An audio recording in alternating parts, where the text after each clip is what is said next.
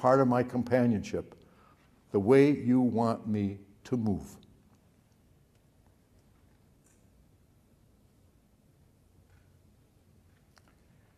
Because what I am learning, and Jesus teaches me, finally, in the crucifixion, is that God is not a God of power, if by that you mean imposition. But the power that God displays is the fact that no one can enter the presence of God and say that he or she is hated. Because Jesus, Father, forgive them, they know not what they do. This day you will be with me in paradise. Son, behold your mother. Mother, behold your son. Father, into your hands I commit my spirit. The vulnerability of Jesus is the vulnerability of the Father who sent him. And suddenly you realize in the depth of your own prayer life that sometimes I only discover God by what I cannot do, not by what I can do. And I realize that what God has given us, if we are called to love and return, is freedom. The ability to say no even to God. And God will never take back the core of what it is to be human, because that's what God created and loved from the beginning, the power to decide. And so, especially in Luke's gospel, you will notice that Jesus, before every important moment of his life, the choosing of disciples, the going to Jerusalem, prays.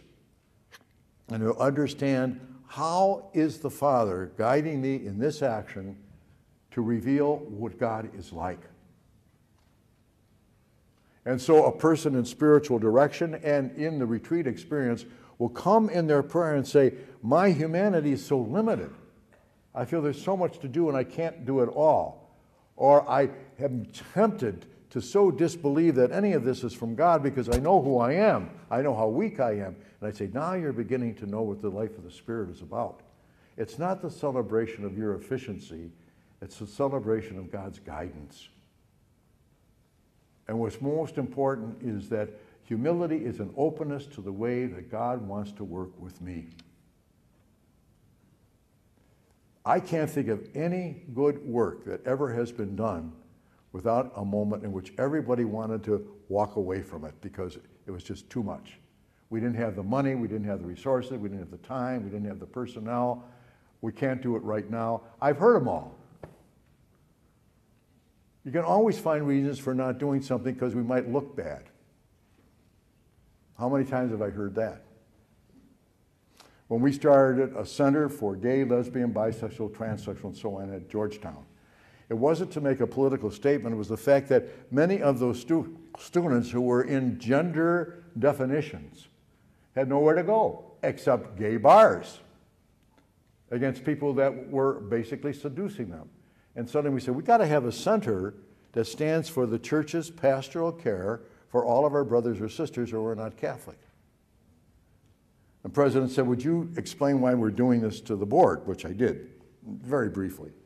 And one of the board members said, how do you justify that? I said, what do you mean justify? Well, you know, the church has said, I said, the church has been very careful to distinguish orientation from performance. That's one thing. And I said, my problem is not that my problem is that we don't do it. How can I die and stand before God and said, I was really compassionate except for those times when it might embarrass me. That's not the society of Jesus. That say I will go everywhere except where it might be a little hard or difficult or embarrassing or ambiguous. That's not the gospel. Benedict XVI, in talking to the Jesuits at their less general congregation, said, you must go to those frontiers where the church and the world meet, but the church can't go in there. You must go there.